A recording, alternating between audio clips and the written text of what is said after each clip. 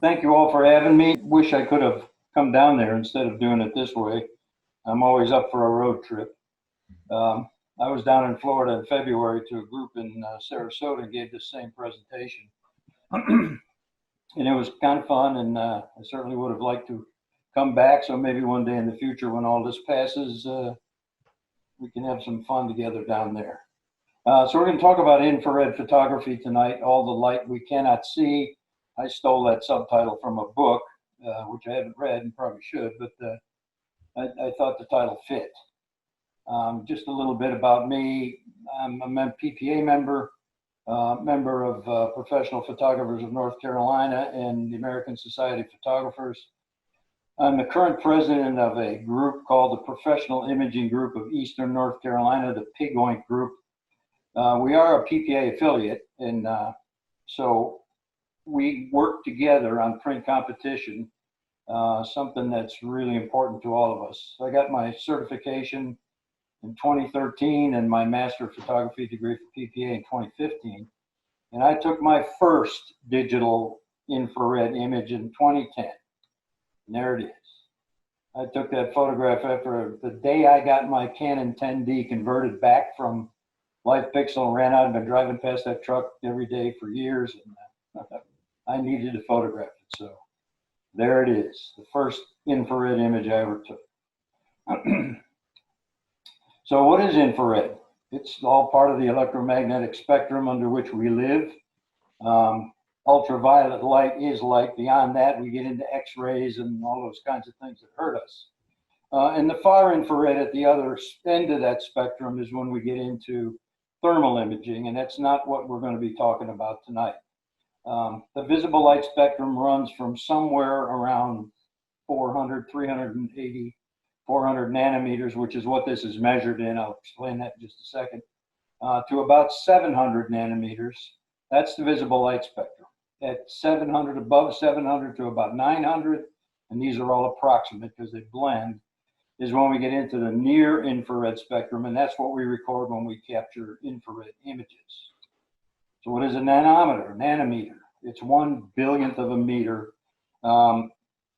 This is physics, and I did not do well in physics, and probably wouldn't if I even tried again. But this is what it is. It's a measurement, 1/1000th of a meter, and that's what the electromagnetic spectrum is measured in, nanometers, 1/1000th of a meter. Okay, so why would we shoot in it, and why wouldn't we? Again, the infrared spectrum is beyond our normal visible spectrum. We can't see it, but it's there, and it's there all the time. And that's what we're going to record with an infrared camera. So why do it? Well, for one thing, it's another tool in your creative toolbox. You can get some really, really interesting images like this. There are a whole lot of things that you can do in post-processing. Images take on an ethereal look, real strange sometimes. The most evident is in the spring and in the early summer, because chlorophyll and photosynthesis are what give the stark white appearance to these infrared images in foliage. However, you can get those kind of images any time of the year, depending on the time of the day. Since skies are primarily blue and cyan, they don't really record on the converted sensor or on the film, so they're almost completely black, which gives you a real dramatic look to a lot of images. These are some of the companies that offer conversions. We're going to talk about conversions a little bit, but we're going to talk about cameras that you can shoot without doing a conversion and how to do it.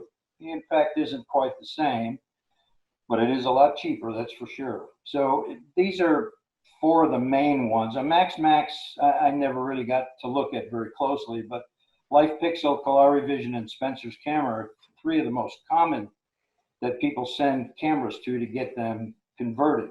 And if you go on their websites, they have a tremendous amount of information out there. They may even get further into the physics of this whole thing if you get interested in that. Polarivision has some real interesting information. My cameras were converted by Life Pixel, both of them were. So here are some filter choices. At the 720 nanometer range, it's called a standard conversion, and there is a little bit of color in the image when you take it. It's more of a reddish image. When you get a little bit lower than that, 550, you're coming into the very far end of the visible spectrum. 550, 590, and 665. You're going to get some really, really weird colors in there, but some real interesting effects. If you go higher than 720, and the next conversion up is 850, it's a pure black and white. There's no color in it at all. The NDVI blue filter, the full spectrum and two spectrum filter, I haven't really done any research on. I have no intention of ever using them. But this is from Kalari Vision's website and their articles on choosing a filter. And I don't want to just keep saying, well, just go to their website and you'll get all the information. That's not what this presentation is all about. It's about shooting this stuff. And the NDVI full spectrum and two spectrum filters do get into some of the physics a little bit. So it's a little bit beyond the scope of what I want to talk about tonight. This is the IR table from LifePixel, and it just shows you the different effects of all these different filters on the same image. There's some dramatic stuff, but I want to point out that last column over here on the right. We're going to talk about this extensively. These were all shot with auto white balance, and you don't even want to try that. Auto white balance is just something that will never, ever, ever quite work in this. And white balance is very, very critical to, especially to post-processing. And I'll show you why shortly. Okay, so the visible spectrum ranges from approximately 380 to 700, near infrared from 7 to 900. So 590 to 720, as I said earlier, will give you some false colors, and some of it's really interesting. Again, if you decide to do this, or if you have a camera that you don't use anymore, and you don't know what to do with it, and you want to do something like this, by all means, whoever you decide to go to for the conversion, talk to them at length about what you want to do with that camera and what would be the best filter for them to install for you. My camera's been, both of them converted to 720 standard conversion. Images have a reddish tint coming out, but once you put them in Photoshop and play with black and white, you get an image like that one down below. That image right there, that grain elevator is gone now. It was demolished a couple of years ago. I wish I could have been there when they blew it up, but I was out of town. I would have liked to have seen that, but it's gone now. I think I need to admit somebody here. I guess that's what I did. I don't know why it came to me, but it did. So anyway. Let's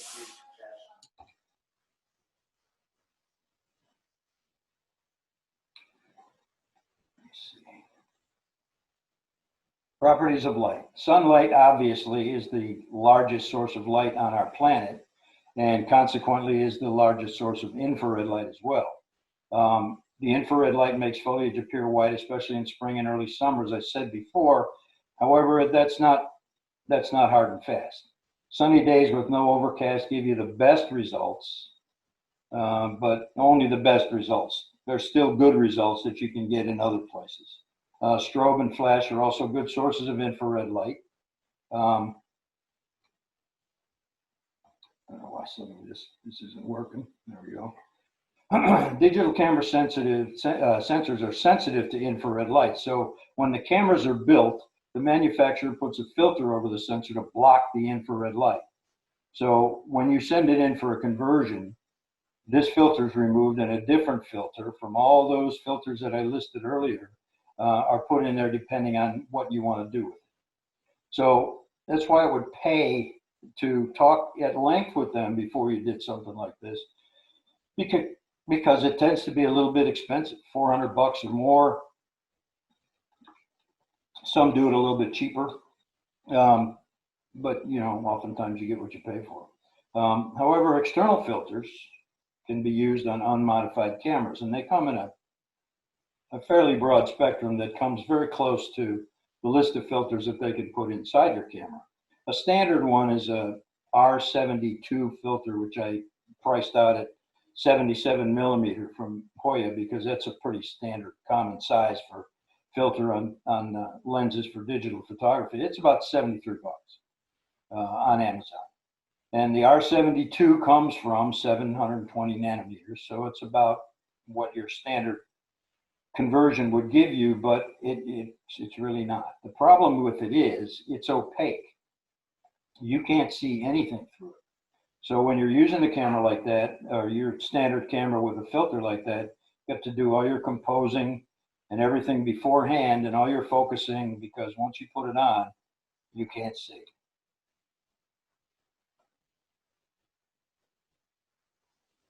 Let's see, am I going the right way here?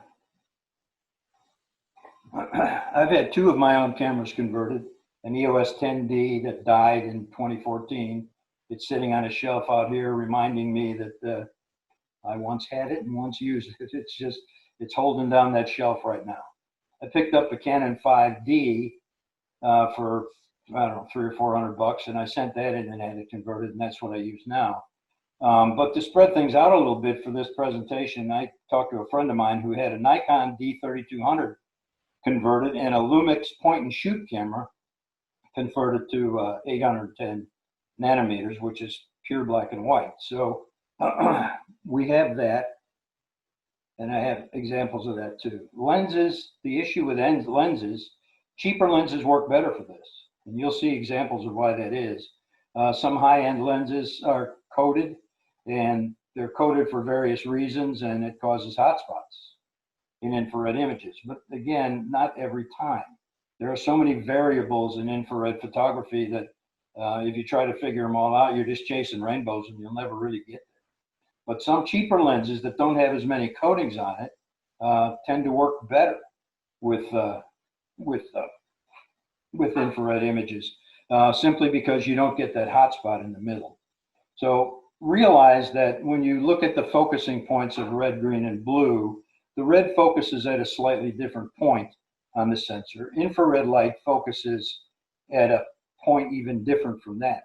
So if you're going to have one calibrated, and if you do, I would almost recommend you do a prime lens, because if you're doing a zoom lens, you've got some focusing issues at one end or another, and they're going to calibrate the lens to that camera body, but they can't really do it through the whole spectrum of the range of that lens.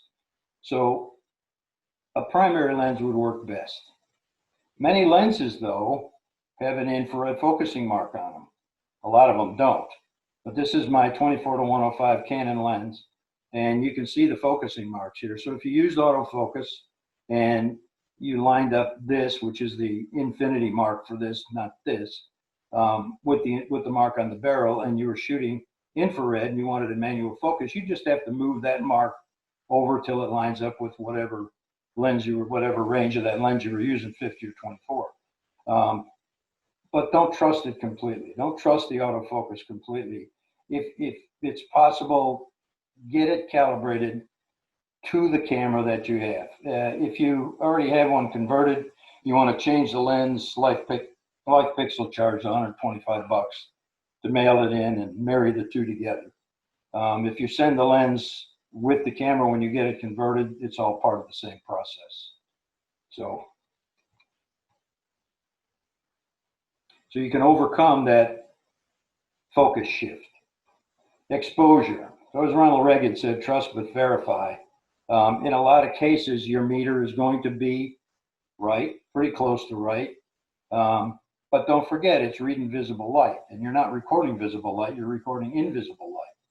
So the meter will be close. Oftentimes it's going to be right, but it never hurts to brag with off-camera flash. And the off-camera flash did give enough infrared light to give an interesting look to this image, and this foliage back here picked it up. And you can see it's got a kind of a daylight look to it. But my reason for using this particular image was to show how flat that background is when there's very little infrared light that's available when you're shooting with an infrared camera. This was kind of the look that I was looking for with this image.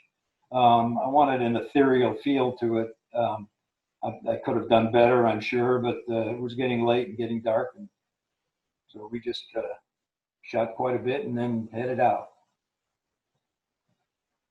For those of you who do travel to the West, there is no better place to shoot infrared photography than the desert. Those times of day when you wouldn't really want to be out there shooting with your standard camera, when the light is harsh and the shadows are real sharp. Infrared photography gives you the whole day. You can catch that sunrise in the golden hour with your other camera, catch that sunset in the twilight with your other camera, and then the rest of the day you can shoot infrared to your heart's desire, and you get images like this. And I've had images like this merit. I don't think there's any in the loan collection, but they have merited at both state and IPC. So if you ever get out there and you've got an infrared camera, you are in the best spot to shoot it. Here's Sedona. In May of 2017, I met Bob Coates out there for lunch one day, and he told me some really neat places to go. So that's where I went. And again, a lot of this up here in the sky was not visible. You couldn't see it, but it got recorded on the infrared camera. And this is in Colorado. Same kind of image, pretty much the same time of day. I just toned it with a sepia tone just to show how you can get a different look with a little bit of toning. And a little bit later on, toward the end, I'll show you some things I did with textures and tones and layers and masking and stuff like that. So on what I did with some of these images. Sedona again in 2017. I did use an image similar to that for one of the things I was trying to do, and I'll show you that a little bit later when we get back to that part of it. But you can see the black skies really make a stark image. It can be overdone, sure, but most of the time it's not. Now this is January of this year. I shot this out at Lake Mattamuskeet here in eastern North Carolina, and the sun was coming up. We were out there to shoot the sunrise. There's a line of trees out there. If you remember, Lee and you a couple of years ago had an image that was in the World Cup that was taken out there of a line of trees out in the water. It's the same place. So I turned around with the digital camera and photographed this. There's very little foliage left on those trees. It's January 2020. And you can see my shadow in there because I just turned around and snapped it. So it's not really a selfie. But I wanted to show that the time of year isn't as important as the time of day. Again, this was probably about, I don't know, 8 o'clock in the morning, 7:15, 7:45, something like that. I don't even remember, but it was right after sunrise. The sun was very low. So you still had a really significant effect on the foliage, even though there's very little leaves left on there. This is an image I shot in Mount Carmel Cemetery outside Chicago in Hillside, Illinois. It's an interesting place because all the archdiocese, the bishops of the archdiocese and the cardinals from Chicago are buried in that building right there. And scattered throughout the rest of the cemeteries, Al Capone and all the gangsters from Chicago from Prohibition days all the way up to present time. So they're all in good company. But again, in August, middle of the day, cemeteries are interesting places to shoot because you never know what you're going to get. There's a lot of ghost photographs floating around that are allegedly taken with infrared film, and I'm always hoping that when I'm out there with my digital infrared camera that I might catch one, but I haven't yet. Infrared portraiture. This is where it gets a little bit interesting. My wife and I were out walking one day and I had the camera hanging over my shoulder, so I just turned around and snapped her when we stopped in front of the river, the Neuse River downtown. But infrared portraiture is interesting because infrared light passes through the upper layers of the skin. So it softens the skin already and saves you the trouble mostly of doing it in Photoshop to soften someone's skin. But there are drawbacks to that. It gives the skin a nice creamy soft look, but if it's overdone, it can look kind of plastic. And there's an effect in here in the eyes that I'll show you in a little bit. So for tungsten light, as much as 99% of the light from a tungsten bulb is infrared, which is one of the reasons it gets so warm. You need a fairly high ISO though, because you only have so many watts of light that you can shoot. The ones that you'll see here that I shot in tungsten light were with a 300 watt bulb, and I still had to go to ISO 1250 in order to get a good exposure. Studio strobes and electronic flash are good sources. Daylight balanced fluorescent light can give a reasonable amount. And warmer versions of LED. But from what I understand, there's still some studies being done on LED lights in relation to infrared light and other parts of the spectrum that they give off. So you'll see a pretty interesting effect on one of them here in a few minutes. Okay, so this was an original capture and set up a studio in my living room. Studio flash f8 at 1/160th of a second. You can see the reddish tint of the image came right out of Adobe Camera Raw, just like that. So I edited it to black and white, but you can see that her eyes are kind of weird. They're gray. Now, I don't know what the upper epidermis of an eyeball is. I don't think it's skin, but the infrared light passes through the first couple layers of skin and does the same thing in the eyes. And I think, without knowing for sure, that the whites of her eyes are gray because it's gone down to where the blood vessels are. And it's actually recording some of the blood vessels in there. I think that's the reason. But you have to do a lot more work on the eyes. I took her back into Nick and Photoshop and re-edited the eyes and brought the whiteness out. But it's something that if you're shooting this way, and I've noticed lately there are some wedding photographers out there who have gone to shooting digital wedding photography, and some of it looks pretty interesting. How big of an industry that's getting to be, I don't know. But there are some guys who are doing it.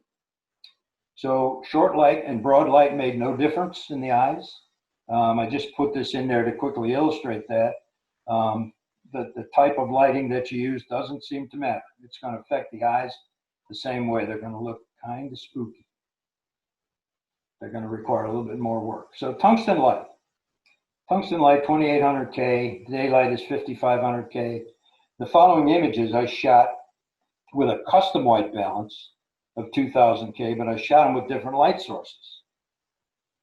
So there's the studio strobe at ISO 100, and there's the same girl in tungsten, a 300 watt tungsten bulb, ISO 1250 to get that exposure. So the effect is kind of interesting.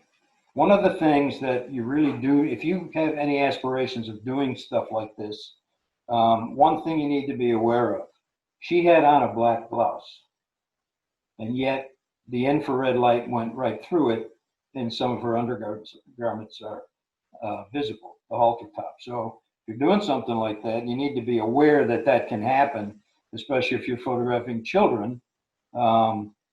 It would pay to take a couple test shots of the clothing in unstrategic areas and just double check to make sure that that you're not compromising somebody without even realizing that you're doing it. So it's just something to keep in mind. But she and I talked about that after she saw these images. Okay, so tungsten light. The following images I shot in tungsten light using the tungsten white balance preset instead of the custom preset. And it was glow in the dark red for sure. So you can see that the tungsten preset, if you remember back to the image I showed earlier with the trees that were all the different white balance, even in the studio, this is what you're going to get. So tungsten light, tungsten preset, too much red. So for the one on the left, I did a color balance just using levels. And the colors finally came back a little bit in there, and they tend toward the same that you got with the custom white balance. They're not close, and she's got purple hair there. But it did bring it out a little bit closer to what the custom white balance did, but still not good enough. So I did her back into black and white. And you can see the softening effect on her skin and around her eyes and lips. So it does a nice job with skin. You just have to worry about everything else sometimes. And same thing here with Guy. This is my neighbor, and he's an old curmudgeon. And even Photoshop couldn't do much for what's on his face with old wrinkles and time. But you can see what it did here. Softened his skin a little bit. I mean, you can't see him for real, but he's a crusty old sailor. But here again, Nick Silver effects brought it back, and the skin is fairly soft. But this was shot with tungsten white balance. Now, I took this flower out of my wife's garden when she wasn't looking, and I shot this with an LED light, and a very, very cheap one from Dollar General. And this was straight out of ACR. With the LED light, it kept the color of the flower. I thought that was really, really interesting that it did that. It was a very small light source, almost pin. You'll have to forgive the moi here. There was no way I could figure out how to capture a screenshot through Photoshop, so I had to take a photograph of the screen. But here's the palette up here for the channel mixer adjustment layer. And this is the default. Red is set to 100, blue to 0. And for your next step in the red channel, you set the red to 0 and the blue to 100, and it gives you a greenish kind of look through here. Then your next step would be to go to the blue channel, run the blue to 0 and the red up to 100. And this is what you'll get. This is the starting image. Now you can see the hotspot here from the lens. So this is where the image started. And after I did the blue and red channel swap, that was the end result. There's a little bit of pink in there from the red channel. You can see it particularly in the hotspot. But you can tweak those a little bit if you want to change some of that stuff. Here's another image, just standard run-of-the-mill driving around, photographing some trees and stuff. And here's what it looks like with the blue and red channel swap. Here's another one. This is a neat old historic house here in Newbern. I know the lady who owns it, and she let me photograph it more than once. Blue and red channel swap. Puts that blue back in the sky. Here's where all the cardinals are buried in Mount Carmel Cemetery again. And just put them side by side to show the difference. And you can tweak the sliders to add a little bit of color back. Again, here's that hot spot. This was my Sigma 24 to 105 lens. It's a great lens, but it's not particularly good for infrared photography most of the time. Keep in mind that there's a lot of variables in any time you're shooting with infrared, and that hotspot doesn't show up all the time. It's only sometimes. Every shot is a crapshoot, just to see what you're going to get. So again, the angle of the sun, the time of the year, the time of the day, all those matter. Which way you point the camera, how much clouds are in the sky, how much diffusion there is to the light. It all plays into it. So it's a challenge. So adding some effects in Photoshop, this is something that I do, and I'm glad you're recording this because this is a little bit complicated. It's kind of like trying to get it to look like infrared film. But these are the things you do. You open the image, do the channel swap, and save that image as the blue image, or give it any name you want.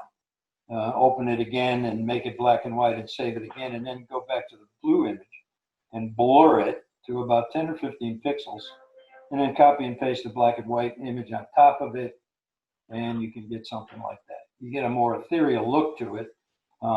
Everything is not quite as sharp because you blurred it, and you just adjust until you like it. But when you tweak those sliders, you can get some pretty interesting stuff. This is in Simpsonville, South Carolina.